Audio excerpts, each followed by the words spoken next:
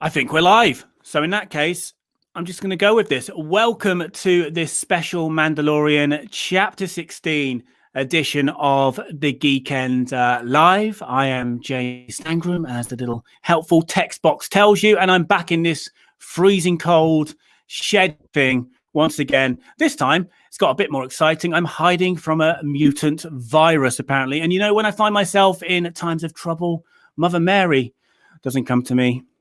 Ken Napzok does instead. I'm very, very happy to bring in now, once I click the right button, our special guest for this evening, Ken. I find myself in times of trouble. How you doing, my friend? How you doing? All the better to be in your virtual presence, I guess. And I can see Tristan Peterson in the chat. I teased that I had a guest last week. I teased last week that moving forward, I have a guest joining me for the next live show. And Tristan guessed. I didn't say it was you. I didn't give him any steers, but Tristan did predict it was you, and we can confirm, Tristan, that you were correct in predicting Ken. I would have guessed Brian Blessed, but I'm glad I'm here.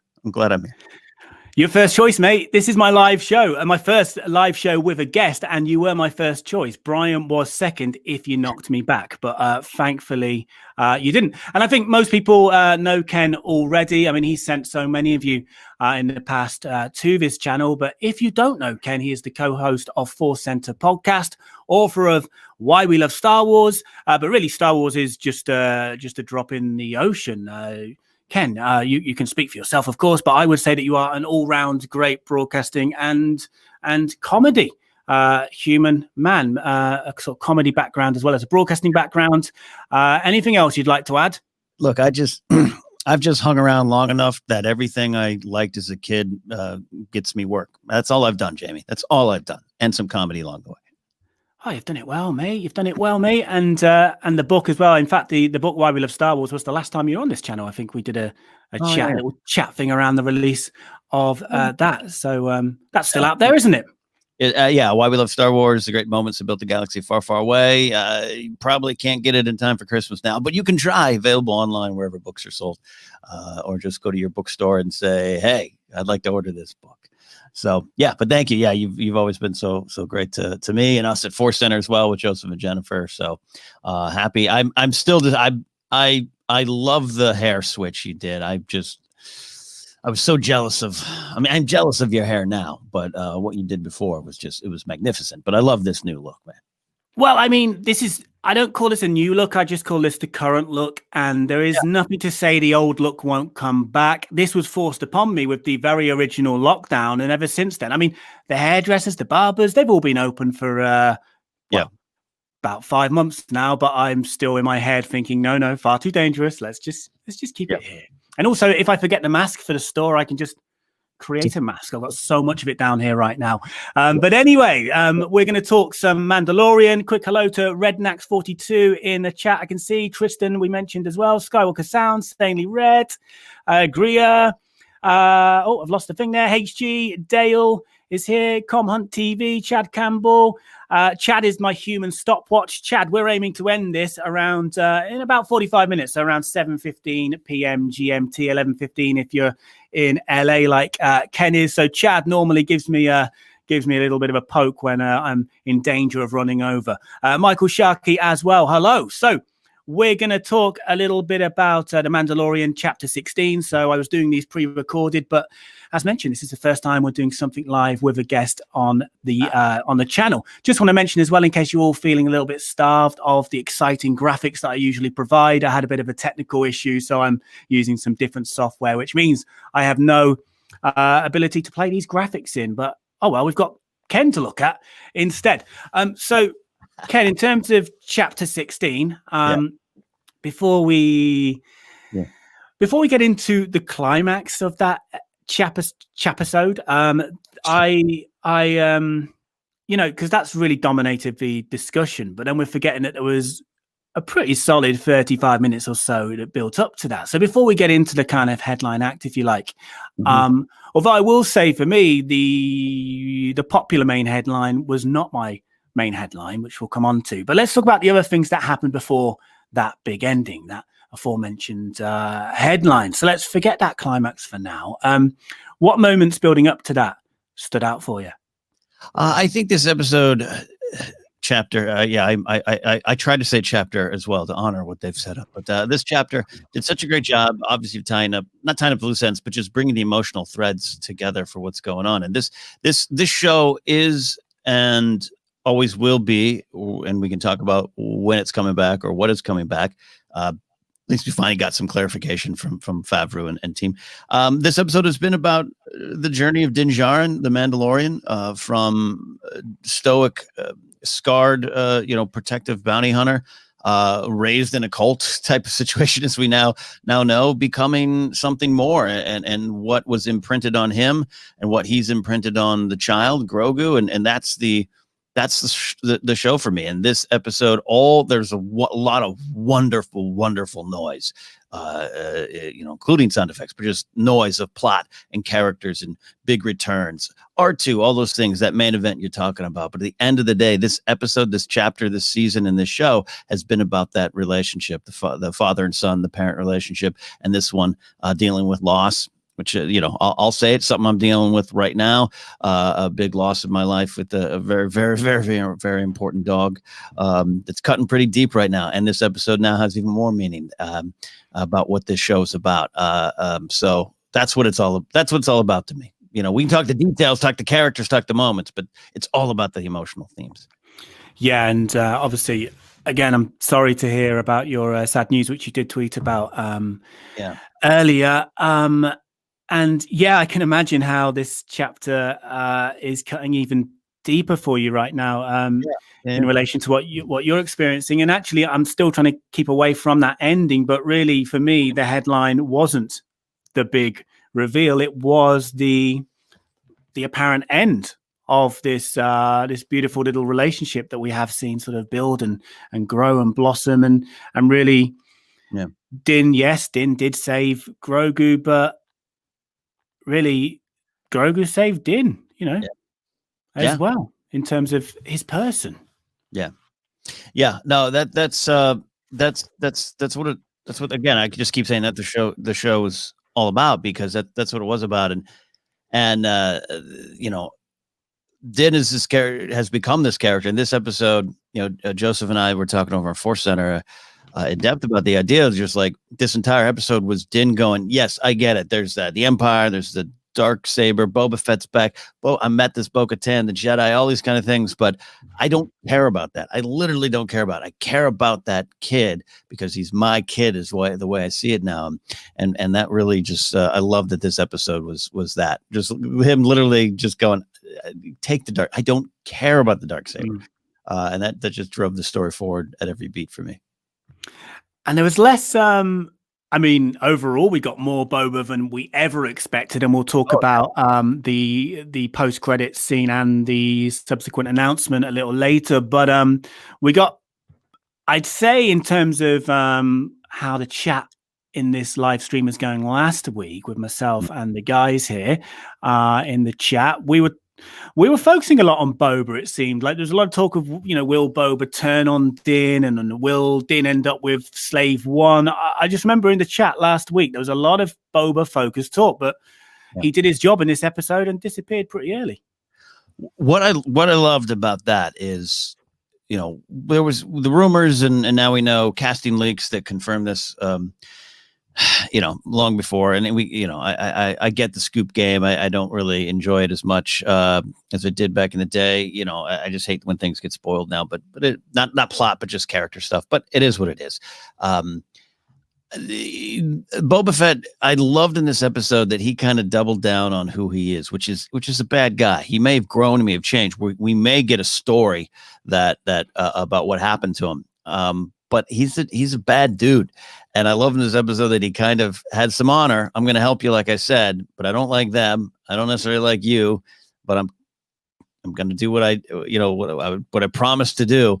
And I like that he still has that edge. And I was hoping the Boba Fett stuff this season was going to be about his identity. We did get it, but Joseph and I kept saying we really want that campfire scene where like Bo-Katan, Din, and Boba Fett are talking about the philosophy of what it means to be a Mandalorian, all this stuff. We did get that in one or two bursts in little tiny moments, but Boba Fett is a man of violence, and he's a man of perhaps maybe no vengeance, and who is out for himself. He's out for Boba Fett, even if he's got a strain of good. And I love that this episode highlighted that.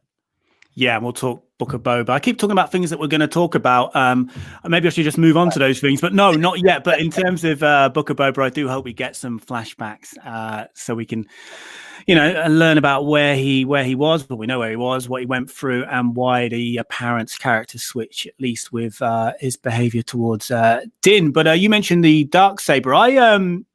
I was talking to someone in the comments about this on my sort of quick kind of review video thing that I did on Friday.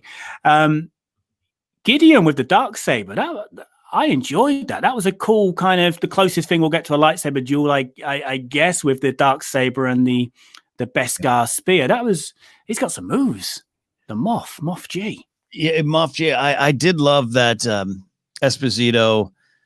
First of all, he's been not even spoiled, but he's been very excited to share these scenes with all of us in his press interviews leading up to the season. So we kind of knew there's this kind of fight was going to happen. And Moff Gideon can be a character that's Thrawn-like to me, and I'm not a huge fan of Thrawn. I overall enjoy Thrawn, but he's not my favorite kind of villain. Gideon sometimes would go into that, but his theme is to me, knowledge is power, that kind of idea. He's always saying, I know everything, and here's what I know about you, and that's a certain kind of weapon that I can use against you. But to have him just kind of go full let's fight, I really did enjoy that fight. And with the Beskar staff starting to melt at the beginning and in the middle of it there, that was good stuff. Yeah. And do you think, it does seem like they are building up to, with a number of these spin-off series as well, having Thrawn as the main villain. But do you think this is the end of Gideon's involvement? I don't think so. I think with I think with this kind of Filoni Favreau verse that's building up around this show, with Rangers of the New Republic and Ahsoka and now Book of Boba Fett, all set in the same timeline, and I'm fine with that. I'm really interested in what they can pull off. I want to see more. I keep all through the season. I keep really propping up the character of Carson Teva, the X-wing pilot that's kind of policing the galaxy, kind of a gumshoe on the street, figuring out there's something going on here. Just because I'm not one who gets caught up in too much of canon details. Meaning, I do love canon, and I do love to know what is real, and what I watch this kind of as a living history document. But I just really was concerned at some point of just like, wouldn't Leia or Mon Mothma or Akbar, wouldn't someone tell them that there's a guy out in the galaxy calling himself a Moff with a Star Destroyer and troops and bases, and something's going on? And to have Carson Teva kind of show up and be like, something's going on. I love that dude, and I hope he's a Ranger of the New Republic. So that, I think Gideon, whether or not, he's a prisoner, breaks out. We're not done with him. Why would you want to be done with Giancarlo Esposito in Star Wars? Yeah, and to be honest, I don't think we had enough of him. He, this was the episode where he gave, certainly in season 2 anyway. Of course, he had his speech in, was it the penultimate chapter of season 1? But he gave his big bad guy speech in this chapter, and he was almost Palpatine-like with his cackling at times, his goading of Bo and Din in regards to the Darksaber. And speaking of the Darksaber and that situation that we were left with, because obviously we're all focused on the parting of Din and Grogu, and obviously the return of a certain Jedi. But, there's a big loose end dangling there, isn't there? And I'd love to know what was said the moment that elevator door slammed shut on Luke between Bo and Din. I keep saying, the Darksaber was in the middle of the room on the floor, and the door closed, and they all turned around and looked at it and leapt forward at the same time with one hand. No, I'm fascinated. We definitely, there's some storytelling to be shared with us about why Bo-Katan agrees, no, I have to defeat you in combat and take this and earn the Darksaber, where prior to this, she earned it by her actions, and Sabine felt she was worthy of passing it along. Is it as simple as Din's not being sincere, just wants to drop it and take it, and you got to run? Or did something happen with Bo-Katan during her reign? Obviously, they lost Mandalore during that time. She mentions it in this episode during the barroom brawl scene with Sasha Banks, Mercedes Vernado doing a nice DDT tornado on Boba Fett there. I almost called him Bango Fett. That's a new cat. That's their cousin you never met. So I want to know what happened. Is she like, I wasn't worthy of a ruler before because I didn't take it the right way, or are there's a tip of the iceberg storytelling? It's a favorite term of ours over at Force Center, and I can't wait to get more of the Darksaber. We can't be done with that. No, but talking about things that we might be done with, the separation of Grogu and Din, and for me, like we've mentioned before, that was the bigger impact, more so than the return of the Jedi, Luke. Yeah. In case anyone was wondering, I've been alluding to Luke Skywalker all this time. Did you notice? But I'm pleased. I'm pleased with myself here, because I genuinely at the time was sort of like, Luke, I was almost willing Luke not to get into that room with them. I was almost willing it not to be Luke, not to really be a Jedi, or I don't know. I was just willing anything to happen that would mean Grogu would stay with Din. And personally, I'm not ready for those two to separate yet. And why I'm pleased with myself is I remember when the Force Awakens was announced, and obviously we were told about the return of all of these characters that we've grown up with and love, and I was very excited, felt very warm and comfortable in that place. But as the sequel trilogy went on, and I know it separates people, I did become more invested in the new characters, but really never to the point where they overtook the classic ones. But The Mandalorian season 1, I loved it. I loved all of the new characters. And slowly, as we got into season 2, and we were seeing all of the rumors of who's going to show up, which were mostly true, it turns out, in terms of Boba and Bo-Katan and Ahsoka. I started finding myself sort of not being bothered. I was slowly, but, almost without realizing, becoming so invested in these new characters to the point where all my focus, mentally at least, was panicking about what's Grogu going to do when the decision-making moment comes. Just the moment I realized this is probably Luke. Yeah, I wasn't jumping around. I wasn't even inside. I don't outside. I don't do jumping around outside. But I wasn't. I was just all focused on what Grogu's going to do. Well, then they did their job, right? Because a lot of people were expressing those kind of concerns with the return of the promise of return of characters, right? Even Boba Fett's foot and the jangle jingle of his spurs in chapter 5 of season 1 got people either really excited or, God, please not, please. I love that this show is outside the bounds of what's going on. I think the reason it worked, Jamie, because I'm probably somewhere in the middle where I really, the timeline 5 years after kind of begs you to wonder where these kind of names are. But to have them show up and have Favreau and Filoni and his writing team and directing team and the actors making the choices focus that this show, again, is still about Grogu and Din and Grogu. So all these big legendary characters served that story and served that purpose well. And they clearly will spin off. And they clearly will go to other directions, but it'll be part of a shared story, we hope. But it ended up working, including the one in the end we can talk about. But I was like, I had a 2%. I keep saying 2%. I hope that the X-Wing was going to show up and the New Republic was going to show up, and we're going to have the Monty Python and the Holy Grail ending, where just all of a sudden the police are shutting the cameras off, and what are you doing? What are you doing? I really wanted that.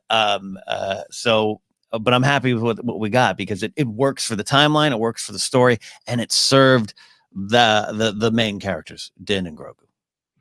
Yeah, no, I agree. It completely made sense. The character choice. To be honest, whilst the last chapter was all business, there were quite a few chapters in this season which were pretty action packed and fast moving. But the Mandalorian, I feel, has been quite a slow moving story across the 2 seasons. So I think I was partly just shocked. I assumed if a Jedi at some point that's not Ahsoka did turn up, it would be Luke, because that makes the most sense. But to be honest, I felt that would be a season 3 or maybe even a season 4, maybe even 5 kind of thing. Right. Yeah. And a cliffhanger, right? Wouldn't we all kind of maybe thought they go to the scene stone and a boot shows up again and we're like, oh, now we have to wait a year. But hey, no. But do you really think it is the end of Grogu and Din together? Is it done and dusted for them? Din and dusted? Yeah, no, you dropped out a second here. Do I think it's the end?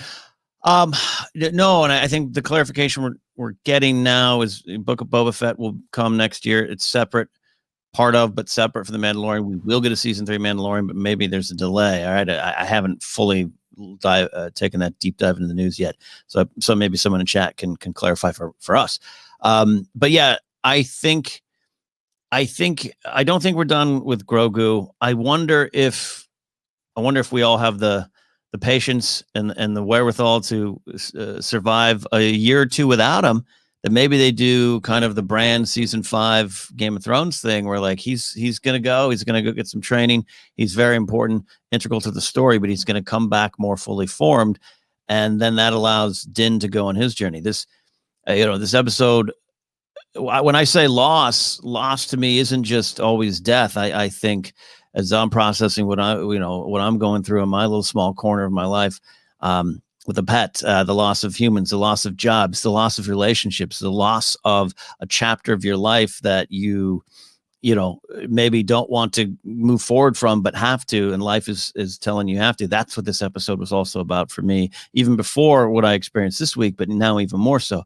So I think the road forward is open for Din, and how do you deal with that? I made this silly example on Force Center.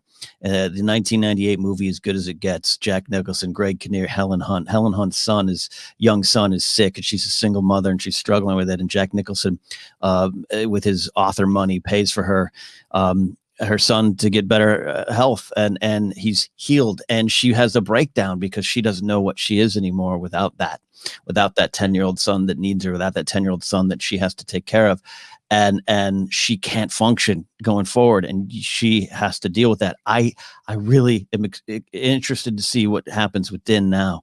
He's changed. He's forever changed. Season 1 was about growth. The key scene of season 1 was Quill explaining what he did to rebuild IG-11. That's the heart of season 1. It's about change, growth, what's imprinted on you, what you imprint on others. And that's what was happening to Din. And now the mask is off. Even I'm sure he'll put it back on when he wants to, but now the mask is off. Who is he now, and where does he fall into the Mandalorian culture? The Mandalorians trying to recapture their identity. Where does he fall into with the New Republic and the Rangers and those trying to go save the galaxy again or settle it down once more? That's what I'm interested in, and I think that's the storytelling that we have left until Grogu's ready to come back. Yeah, and of course there was a verbal promise that they will meet again. So hopefully we'll get to share that moment with them on screen at some point. You promised you're coming back to America to say hi to me, okay? I'm still waiting, so. I am, mate. I'm trying. We've got a mutant virus out there, apparently. So no country's letting us in right now. So I will hopefully keep to my word. I'm hoping to keep to my word, at least. I promise to try. But yeah, Grogu and Din, that relationship, and has been the driving. It's been the heartbeat of the season. But yeah, I think there's still a lot of storytelling left to tell there, and going with what you said as well, it does feel like perhaps season 3 is going to be a more Mandalorian, culture creed focused season potentially. Yeah, it looks like Rednecks 42, which 42, the answer to life, the universe, and everything. My favorite number. It's actually on all of my custom made Converse shoes. So thank you, Rednecks, for just making that reference. Says Mando. Favreau said Mando season 3, and then soon after Fett, and will be soon after Fett, so maybe January, February 2022. Yeah, there you go. That's the one. Don't panic, my friends. Don't panic. bring it Don't down. panic. I'm learning as we go along, by the way. I haven't used StreamYard before, but so I can actually show the comments. This is cool. This is very exciting. Guys, get any questions in for Ken. We'll come to them in a few minutes. So I don't know how to get rid of this message. We'll keep it there for a bit. You click it again or click another one. I'm with you, man. I'm with you. All right, I'm learning. It's gone. It's gone. But I mean, I guess we have to talk a little bit more about Luke before we talk about the future. And actually, is Luke part of that future? But you know, you had your Monty Python hopes and dreams, which did not materialize, or at least 2% of you did. When did you first realize this is Luke? When were you first sure in your mind, in your heart, that this is Luke? 3-4 weeks ago. Look, Ezra. If just Filoni was in charge, I could see it being Ezra. Cal Kestis. Do you know how many people are going to have to explain that this awesome video game character is here and who that is? They're not going to do that. Quinlan Voss. Joseph put that in my brain, and I couldn't move off of that for a little bit. Like that. Yeah, I love Quinlan. We believe still alive. A lot of options. It made sense for the timeline. 5 years after Return of the Jedi, we know Luke is out kind of canvassing the galaxy, finding out what it means to be a Jedi, finding out what the Force is even more, and then traveling with Lor San Tekka to get artifacts and all those kind of things. That made sense. And then it just made sense for Favreau. If he's sitting around with the example of he dumps his Kenner toys on the floor and starts building a TV show out of it that everyone makes correctly, what's he going to do? He's going to find a way to get Luke back into it. And I don't think we're going to see a lot more of Luke again. I don't. And we can talk about what I would, if it is, maybe to me, I'd actually maybe recast it, but the moment worked for me overall. But yeah, it just made sense what Jon Favreau as a Star Wars fan sees and what he wants to do. And with Filoni there and many others, to smooth it out and make it fit into the Star Wars story well. It was the right decision then. Were you, I mean, okay, let's talk about you before you saw the chapter. Would you have wanted a de-aged Mark Hamill, or would you have wanted the character to be recast? I would have wanted this. I would have wanted them to take this shot, and I'm still glad they did. I, in full disclosure, hot take. I know people will start tossing stones at me. I love Alden Ehrenreich as Han Solo. I love that movie. I love what he does. I love what he does as a performer. The choices he makes are astounding. He is spectacular to me in that role. I know people will now toss me out of their virtual pubs for saying that, and some people will buy me a drink. It's just the way we are with Star Wars right now. That said, this was the right moment to have. It was great to see Mark Hamill's name in the credits and to figure it out and take the swing. It didn't look great on some viewings. My first viewing was on a different TV. It's one of those TVs where you can see the actors' pockmarks and soles. And it looked, quite frankly, like Mark's face was floating in front of his neck. It did not look good. Maybe they'll correct it. But on other viewings, I watched it on my MacBook to review it for Force Center. It looked fine. And I'm one who's okay with Tarkin. I'm okay with that. I Star Wars loves taking big technological swings, and this was one of them. So I'm happy with this. If they go forward, I think I'd be open to a recast. Yeah, I think. I mean, the way he arrived and the build up as well of the various corridors was really well done, and they only showed his face as much as they had to.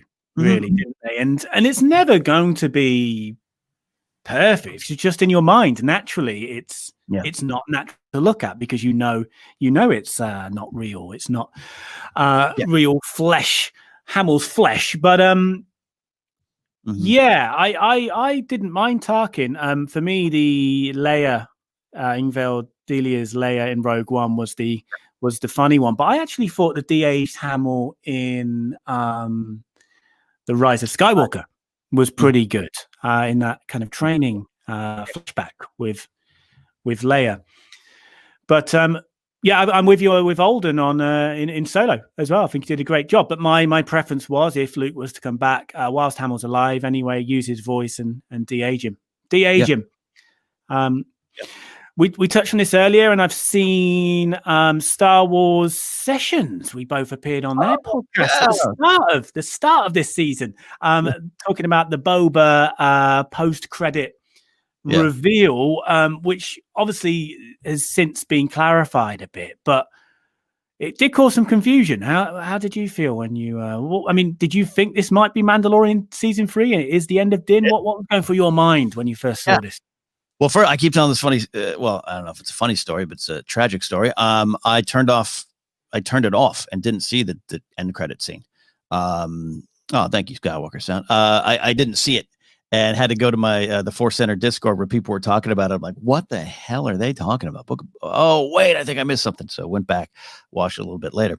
Alex and Molly, Joseph and I were on their show on Star Wars Explained on Friday, and it's like we were all kind of saying, well, if it's a chapter, if it's like a book, then maybe this is an interlude. This is like maybe 4 episodes leading in, like a Battlestar Galactica thing that they did a couple times.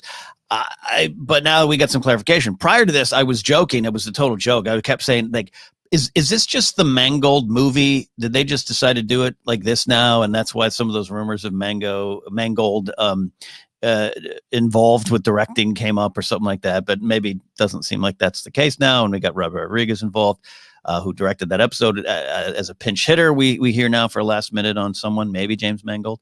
But we don't know. But yeah, I thought maybe we're done. And here's the thing, the emotional, I keep saying this, but I really believe it. I definitely want more. There's so much more storytelling to have, Jamie, but I definitely think what Pedro was able to do in that final moment completed an emotional arc of the character of the Mandalorian that if we never got anything again, I'd be bummed, but at least I know it's something new going forward and the character goes forward and this storytelling was complete. It just as sad as it was. But we're going to get more and I want more. But so, yeah, I'm excited. I have no idea what to expect from the Book of Boba Fett. I really don't. Yeah, it did, funnily enough, feel almost like a series finale rather than a season finale, didn't it? And it would be a perfect ending, but at the same time, I am relieved, I guess, to know that we definitely do have a Mandalorian with season 3 with Din. But yeah, Book of Boba, I'm kind of hoping that we get, I know it's been confirmed as being set in the Mandalorian timeline. I'm hoping we do get a bit of backstory, sort of harking back to what you were saying earlier. Yeah. Really. So maybe we'll get some flashbacks, perhaps. Yeah, I because, I always say this, and people who listen to my barfings of Star Wars on shows probably get tired of me repeating the same kind of little catchphrases, but Star Wars wants you to ask why, not how or what. That can come later. That can be part of it. But the first question is why. And so why did Boba Fett wait 5 years to get his armor back? Why didn't he take it from Cobb Vanth? Meaning, what does that mean? What's the emotions? What's the themes? What's the purpose of that storytelling? And I can't wait to find that out if he wants to explain it. Boba also seems like a guy right now that he doesn't need you to know. He's just going to deal with what he is right now, and he's going to withhold information. I never said I was a Mandalorian, but yet the week prior, he's like, "Oh yeah, my father was a foundling." We'll see. He's placed things close to the chest, close to the vest and chest. Yeah, and it was I could see Christian's comment here about wanting to see more of Bib, but that was a fun little clip, wasn't it? I actually agree, Christian. That's Matthew Wood playing him again, the Star Wars sound effects supervisor who played him in Phantom Menace, gets to be him again. And the fact that Boba Fett or Bib Fortuna survived. He survived. How does he survive? Then they got the Kenner accessory and everything. It was great. And it gone too soon, Bib. Gone too soon. And the funny thing is with this Boba series, this is finally really confirmed a rumor that's been in various forms, has been running for at least 5 years, really since Disney first bought Star Wars. People have talked about a Boba Fett spin-off, and I think it began as a film, because I remember, and obviously we had the sad news of Jeremy Bulloch's passing last week as well. I remember when I interviewed Jeremy Bulloch, and that was before The Force Awakens came out. So let's just say it was at some point in 2015. Yeah. Even then, the rumors were everywhere about a Boba Fett movie. Spin-off film, and I remember talking about it with Jeremy, and he said obviously it wouldn't be me playing him anymore. And I asked him, who would he like if he could pick anybody to play the new Boba Fett? Who would it be? And he actually picked Daniel Radcliffe, Harry Potter himself. But it just dawned on me as we were talking that this has been something that people have been. I mean, it's not something I've particularly been desperate for, but a lot of people are. A lot of people love this character and are going to be really made up with this. Yeah. And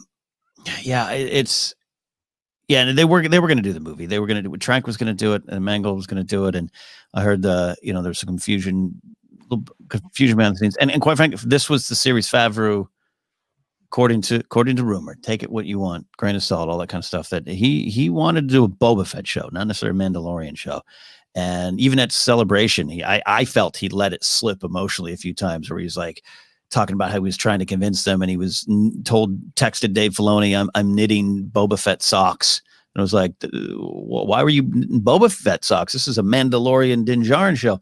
So I think this is where they always wanted to find a way to make this character work. And I think I'm not someone who, I grew up with Boba Fett. I thought he was cool. His armor was great. I wasn't much of a fan beyond that. I know a lot of people are, and I really respect that. I love Old Man Fett.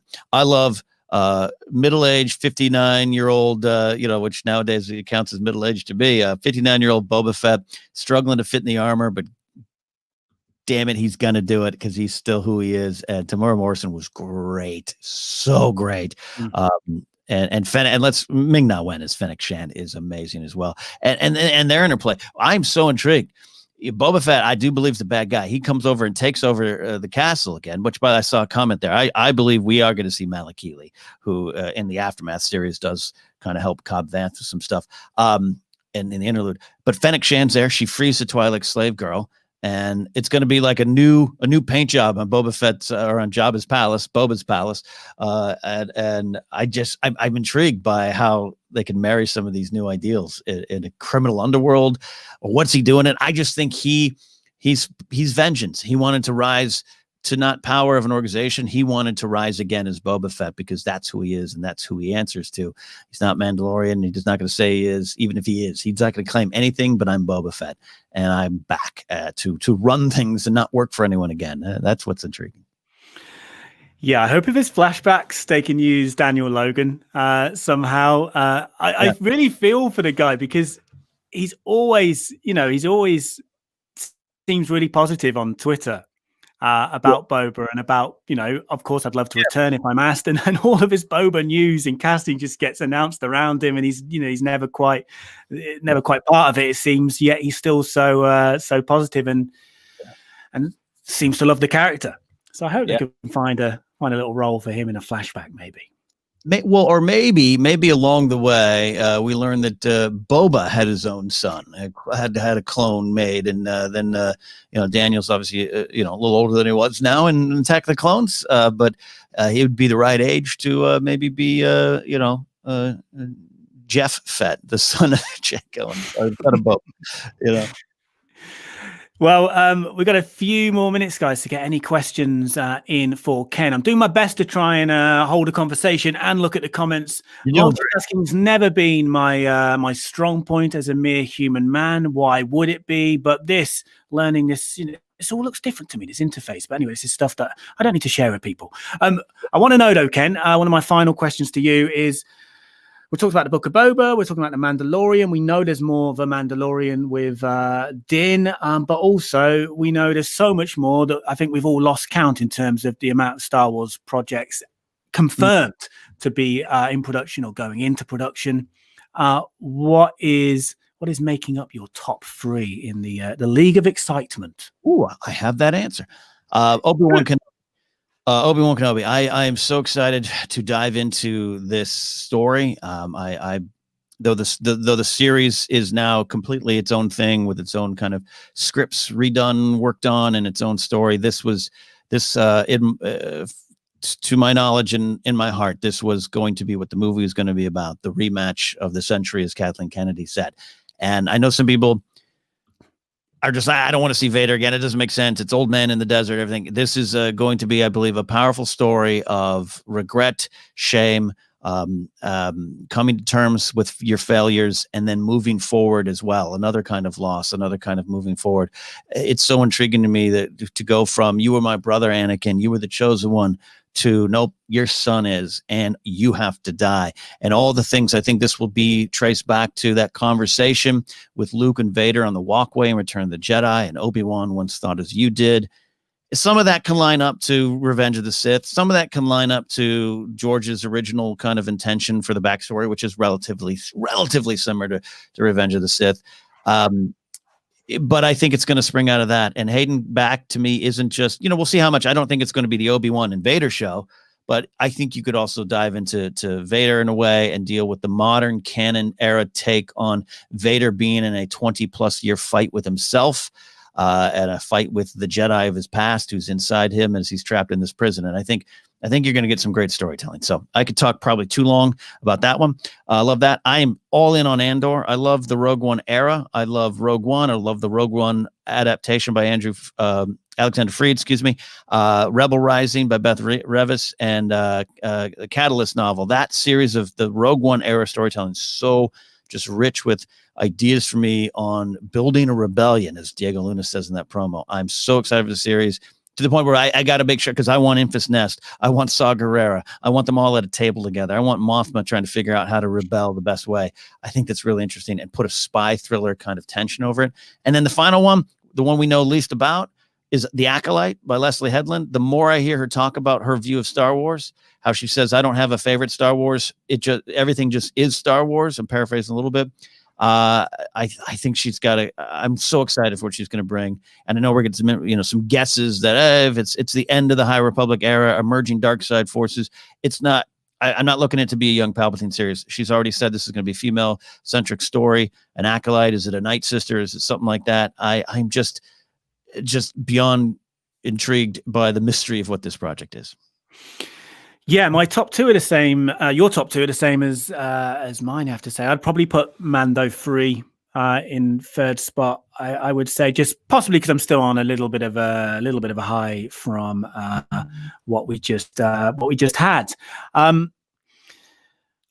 terms of mystery, do we know anything about the Lando series they announced? Is that a live action thing? Yeah, I believe so, but we don't know much. We don't even know that Donald Glover is going to do it. We don't know if Billy D will be voicing it. There's a lot of speculation, but it seems like a little far off. And I don't necessarily think that's going to be a de facto Solo 2 sequel. If it does, in a way, I'd certainly be on board. Again, love that movie, but I think there's more on the table there to tell with that storytelling, including Kira, who I think is, especially when you include Most Wanted by Ray Carson, the novel that preceded the movie. I think that Kira is a really interesting character. But I think it's going to focus on Lando, and it's going to be Lando being Lando out in the galaxy, and I'll take that, because Lando's always been one of my favorites. And Donald Glover was worked for me in Solo, I have to say, as well. And Billy D's available. I think we can say that too. I would love that. Right. Before we wrap up, let me just take a quick look at the comments. I saw David Milano. I put it up on screen and mentioned about Daniel Logan as well, potentially returning in a flashback in the book of Boba. I've seen a lot of support for your love of Alden in Solo in the comments, Ken.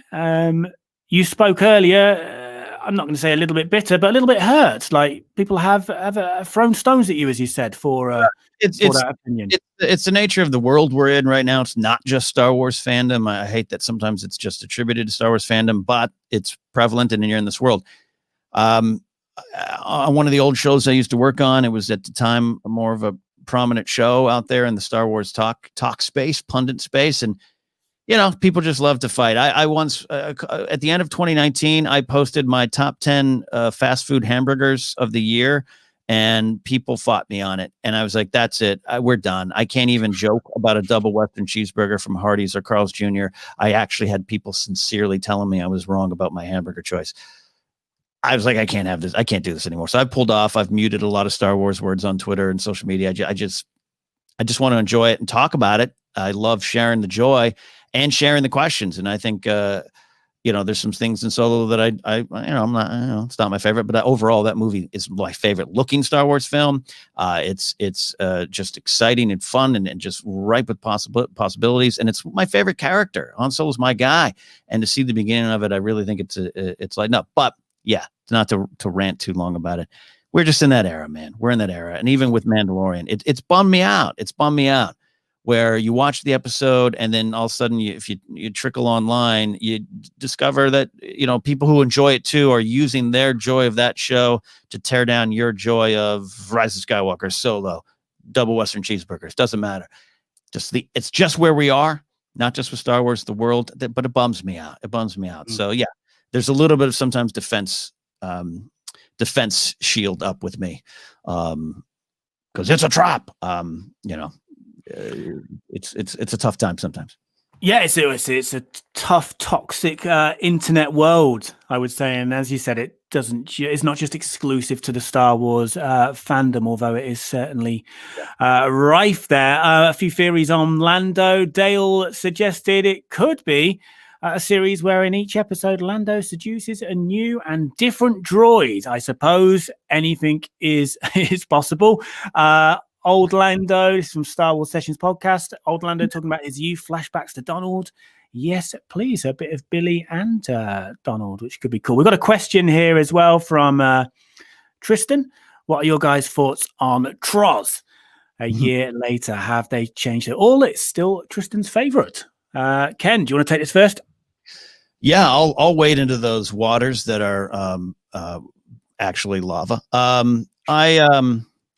I love that movie, and it's bonkers, and it's wonky, and it's kind of crazy, and it takes a moment to engage with it.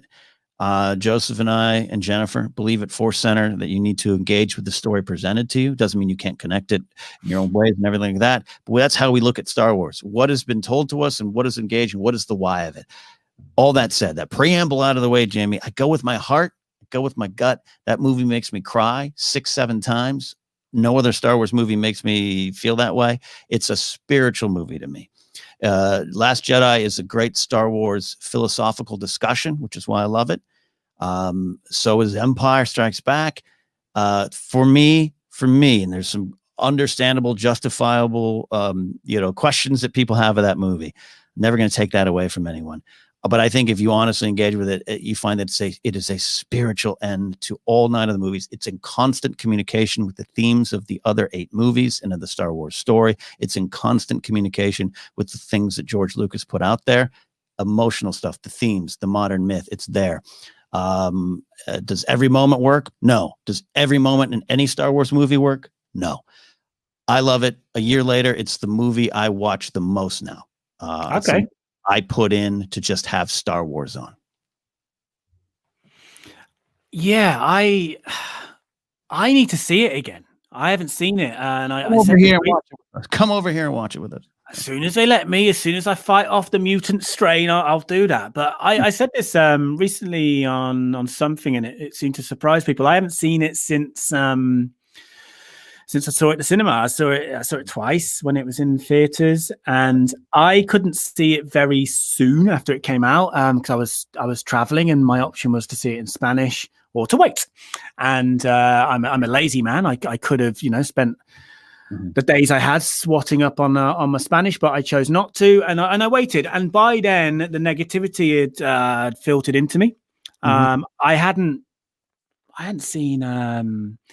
I think I remained pretty spoiler free, but I'd seen spoiler free reviews, and critically, unlike The Last Jedi, critically this film didn't do very well. I also saw some pretty negative tweets from fans, so I went into this film feeling pretty negative, expecting to come out also feeling pretty negative. And I've made no secret that I still to this day very much enjoy The Last Jedi. I don't go into these films wanting to wanting to hate them. I think some people do, which is an odd way to be. But anyway, that's another conversation. And I don't know how much of this was because my expectations were lowered so much, or if I really did enjoy it that much. But I came out thinking that was good. I still prefer The Last Jedi. It's still my favorite out of the sequel trilogy. I would need to watch The Rise of Skywalker again to tell you whether I would put it above The Force Awakens. Possibly right now I wouldn't. But I thought I had a good time.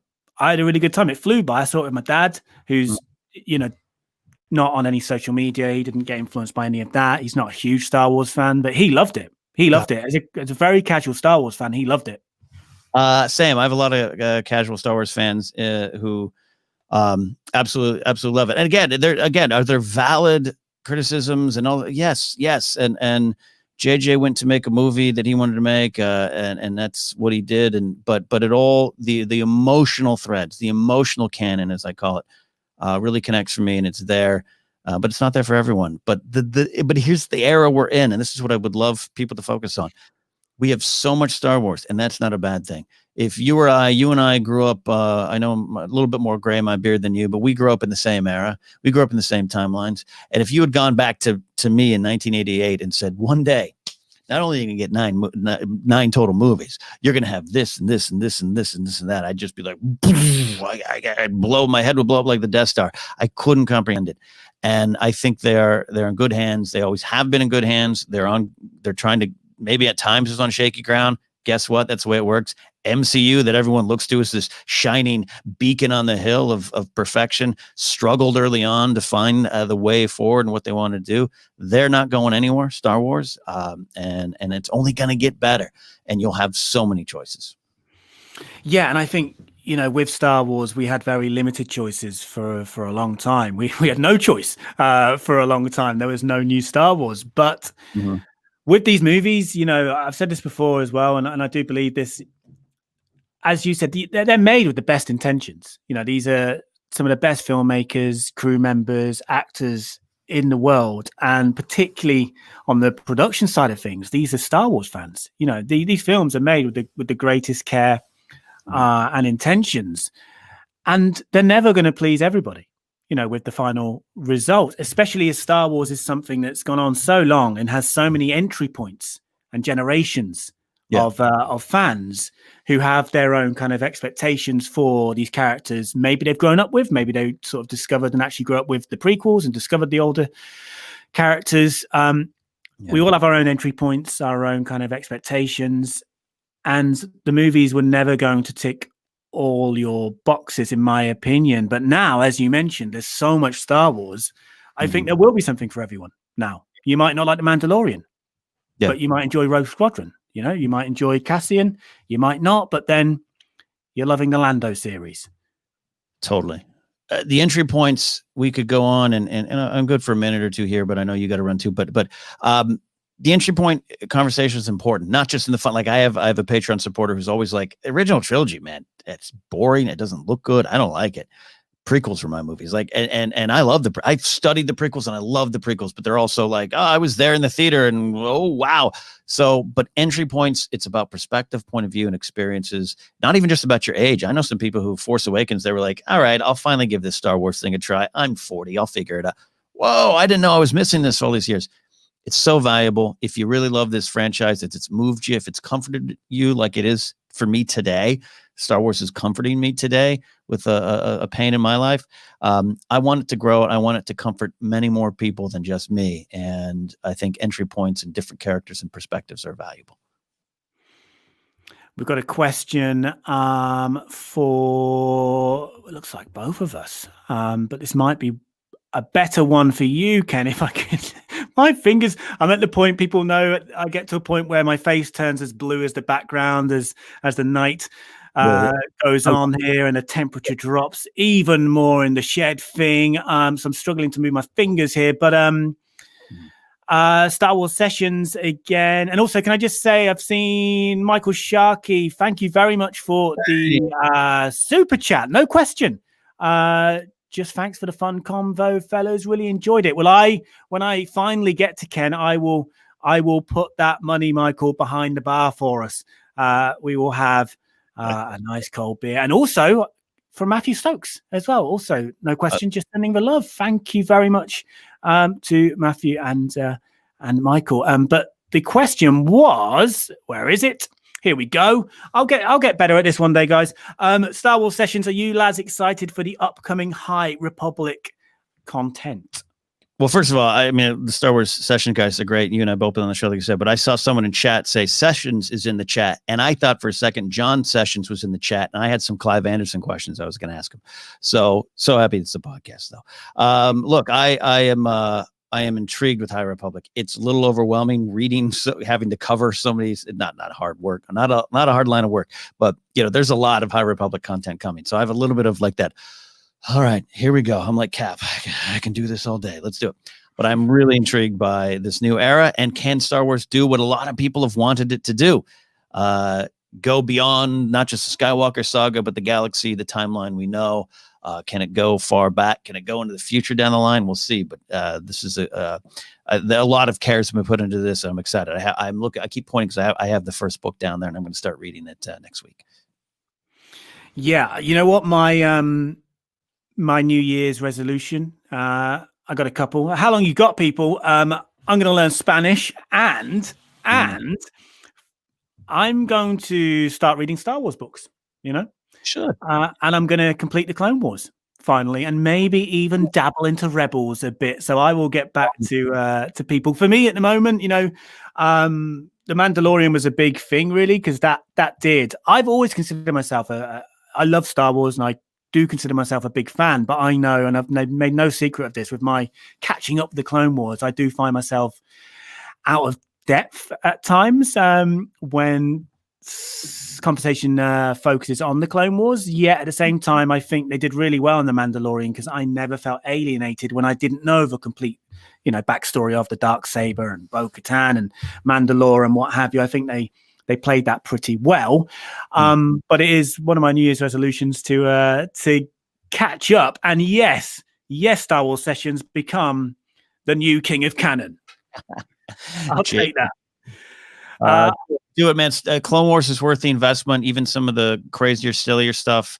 We're doing the big rewatch on Force Center, where we watch an arc, not an episode, and then we go review it. If you ever need to, have some counseling on the early episodes, because some of them are a little silly, dig in and stick with it, because it's rewarding. Yeah, well, actually, a mate of mine, I've got his kids into Star Wars, and they've done the films. He's not letting them watch. They're pretty young. He's not letting them watch Rogue One or The Mandalorian yet. But he started watching Clone Wars with them. And I think now he's not a Star Wars fan, never has been. In fact, he used to bully me a bit at school for being a Star Wars fan. He's one of those types. Well, he's changed. He's really enjoying the Clone Wars. He was like, they're actually really good. Yeah, the kids are enjoying them. And I'm finding myself weirdly entertained by these apparent works. Kids cartoons. But just a question I've seen here before we go. Sorry, Ken, we've gone 15 minutes over. I blame Chad Campbell. He's vanished. Normally he keeps me on track. I saw a question. Do you think that Baby Yoda recognized R2 from his days in the Jedi Temple? He looked so happy when he saw R2. Well, R2 was almost the one that really sealed the deal in terms of the transaction. I saw that comment. Oh, there it is, Dale. Yes, I said that on Force Center. I think there's some headcanon for me. We'll wait till the actual answer. But R2 knows everything, man. He's the droid who knew too much and said little. I absolutely think he kind of was like, Grogu, oh my gosh. And the idea that he might have saved him, oh my God, tug on the heartstrings. I think there's something there. Maybe we'll find that out. But R2's that kind of cool cat that'd be like, sup, Grogu? Good to see you, man. Come on. We got some cool stuff going on. There's a question for you here, Ken, from Peter Stephen. I have not read yet, but I put it on screen, so let's read it together. Peter's been following you for years. Schmoes knows. Yeah. Do I have a Napzok Files podcast with Jamie perchance? Not yet. I only until this year really started doing things remotely with the Napzok Files. And in the past, it's face to face and getting to see it. But Jamie and I have known each other for a few years now. He's been on Force Center. He's been out here.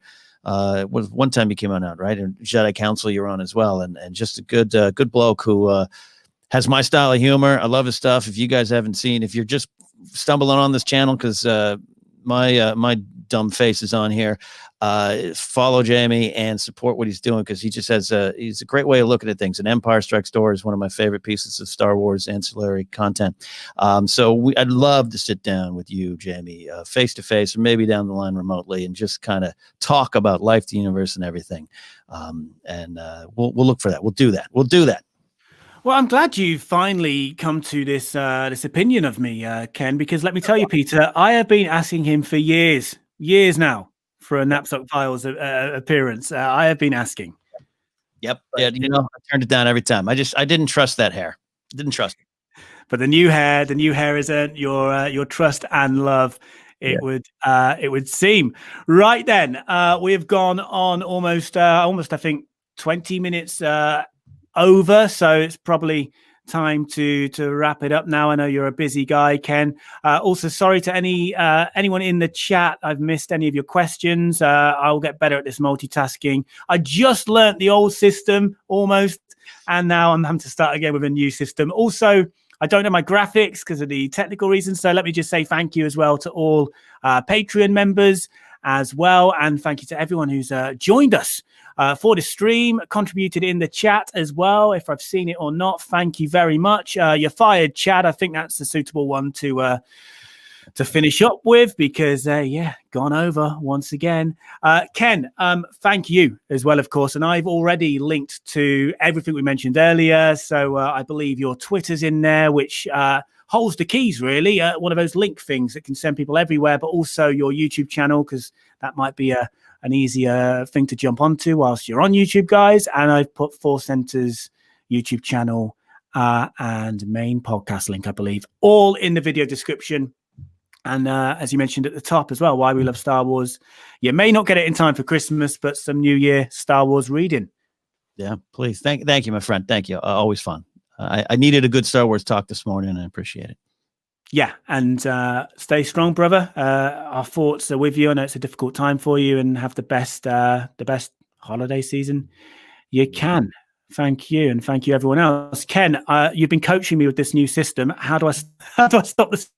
Well, since you don't have an end card probably loaded up in your brand thing, just we'll wait, and you press that live end broadcast button and confirm it, and we're done.